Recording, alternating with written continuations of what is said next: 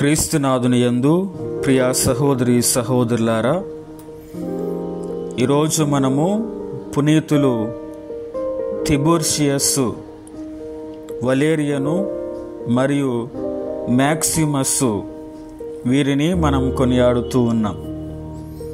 వీరు వేదసాక్షులు 2 మరియు 3వ శతాబ్దం రోము నగరంలో ఉన్నత వంశం, ధనవంతుల కుటుంబంలో 2వ శతాబ్దంలో జీవించిన వారే తిబూర్షియస్ మరియు వలేరియన్ అనబడు అన్నదమ్ములు.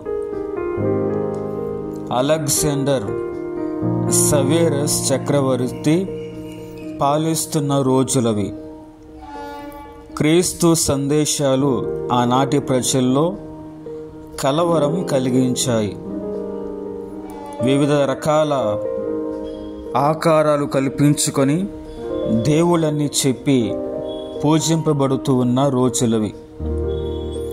ఈ అన్నదమ్ములు కూడా ఆ కోవకు చెందిన వారే, కానీ వారు ఉత్తమ జీవితం జీవించే వ్యక్తులు. రోము నగర ప్రజాపాలక ప్రతినిధుల్లో వలేరియన్ ఒకరు. వారు పునీత సెసిలియమ్మ గారిని వివాహమాడారు. కానీ సెసిలియమ్మ గారు తను దేవునికి అర్పించుకున్న కన్యగా తనను తాకవద్దని కోరింది. వలేరియన్ పెద్ద మనస్సుతో వారి కోరికను మన్నించి వారి ఆదర్శం తీసుకొని తనను తాను తమ సోదరుడు తిబూర్షియస్ గారును యేసును నమ్మి క్రైస్తవాన్ని స్వీకరించారు. బొమ్మ దేవుళ్లను పూజించటం మానేసి పరిశుద్ధ జీవితం, దాన ధర్మ జీవితం గడిపారు. ఈ అన్నదమ్ముల ఆదర్శ జీవితం విగ్రహారాధికులకు కంటగింపయింది. గ్రామాధికారి అయిన అల్మాచియస్ వారిని పిలిపించి హెచ్చరించాడు. క్రీస్తును విడిచిపెట్టమని సూర్యుడు, బుధుడు, శుక్రుడు వంటి గ్రహ దేవుళ్లను పూజింపమని బలవంతం చేశాడు.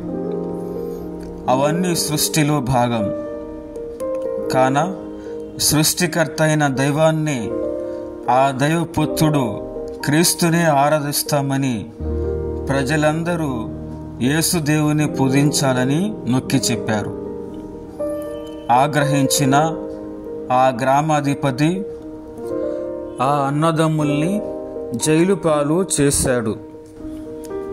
అక్కడున్న మ్యాక్సిమస్ అనే మరొక వ్యక్తి కూడా ఈ అన్నదమ్ముల విశ్వాసం తెలుసుకుని తాను కూడా జ్ఞానస్నానం పొంది క్రీస్తు భక్తుడయ్యాడు. దాంతో ఆ ముగ్గురికి మరణశిక్ష విధింపబడి వేదసాక్షి మరణం పొందారు. పునీత కలిస్తన్ సమాధుల లోయలో వీరి మృతదేహాలు కూడా ఖననం చేయబడినట్లు రోమ నగర చరిత్రను బట్టి తెలుస్తుంది. ఒకప్పుడు అది తిబూర్షియస్ సమాధుల తోటగా పిలువబడినట్లు చెప్పబడుతూ ఉంది.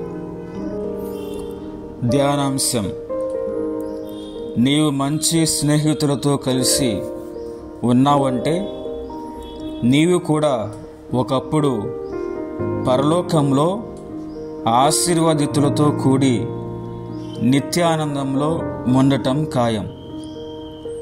కానీ చెడ్డవారితో కలిసి ఉన్నట్లయితే నీవు చెడ్డవాడవుతావు.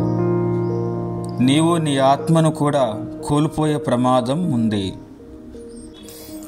పునీతులైన తిబూర్షియస్, వలేరియను మరియు మ్యాక్సిమస్ గార్లలారా, మా కొరకు, మా కుటుంబాల కొరకు ప్రార్థించండి.